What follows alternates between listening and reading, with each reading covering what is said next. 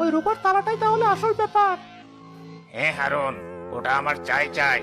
ওই যে ওরা ঘুমিয়ে গেছে, এবার তুই জানালার শিকগুলো খুলে ফেল, তারপর আলমারি থেকে ওই রূপার থালাটা বের কর।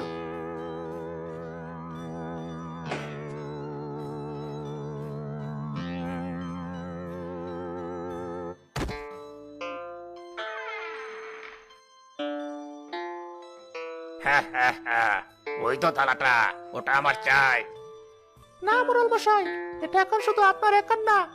ওটা আপনি তখনই পাবেন যখন ওটা থেকে পাওয়া হীরার ভাগ অর্ধেকটা আমায় দেবেন।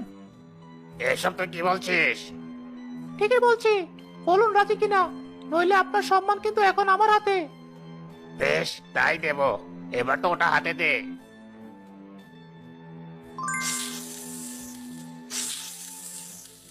ওরে বাপরে, সাপ সাপ! কত বড় সাপ! কে কোথায় আছো? বাঁচাও, বাঁচাও আমাদের! এ কি মোড়ল মশাই, আপনি এখানে? ছি ছি, শেষে কিনা আপনি আমার জানালার শিক খুলে চুরি করতে এসেছেন।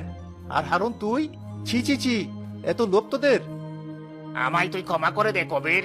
লোভে পড়ে আজ আমি এই কাজ করেছি। এতদিন আমি তোকে অনেক ঠকিয়েছি, কিন্তু আজ বিধাতা আমায় সেই শাস্তি দিয়েছেন। আর তাই তো আমার ভয়ঙ্কর সাপ আমাকে তেড়ে এসেছিল। ঠিক তাই, আমাকেও তুমি ক্ষমা করে দাও কবির।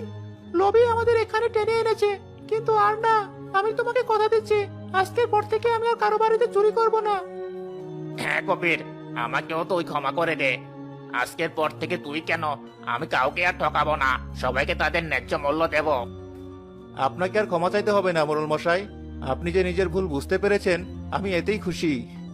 সত্যি তোর মতো মানুষ হয় না। আমি তোকে কথা দিচ্ছি, আজ থেকে আমিও তোর সাথে গরিবদের সাহায্য করব। সত্যি মোড়ল মশাই? হ্যাঁ সত্যি। এবার আমি আসি। মোরল আর হারুন সেখান থেকে চলে গেল।